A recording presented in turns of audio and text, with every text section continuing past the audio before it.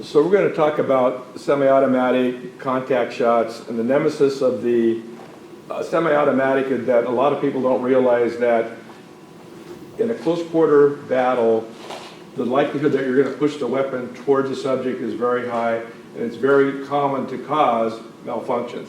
So as an example, this is loaded with dummy rounds. This is a simunition gun, but just pushing it, that's not that hard. The gun's not going to go bang, right?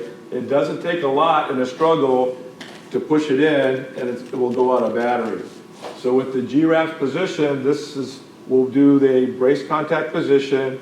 It locks the slide in, which allows me to take the shot if I need it, whether I'm pushing high or low, I can still take the shot.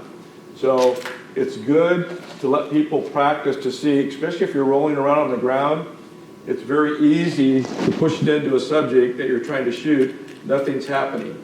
If you're caught in this situation and you only have one hand to use, you can use the thumb as a backup, but also if you're here, just release it a little bit. So right here, the gun's not going off. All we have to do is let it come off of it, and the gun will go bang. But this happens a lot during close quarter battle. So one thing to remember in practice, if you need to take that critical shot, locking in the slide and taking the shot where you need it is critical. So the GRAP position will work in both positions. So let's talk about contact shots.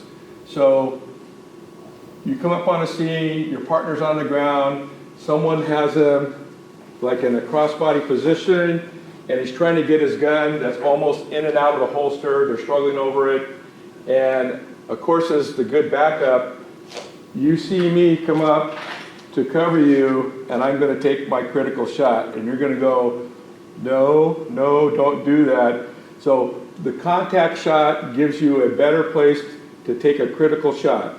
So right now we're at deadly force. If I'm going to take the shot, I'm going to come up with a GRAP position, and I'll come into where I'm very close and personal to see how close I am here, so that the angle of the shot, this is an incapacitating shot, that I can take the shot here, but having part of me in contact makes it that I'm not wiggling if they're moving around. So I can take the shot if I need it right here. It allows me to pick the angle. So this is a pretty good angle here, but you can see that this is not as good as angle here, right? The head may or may not stop it. So picking it, even if I need to go to the lower part of the body, I can still take it to where I'm on a spine shot here.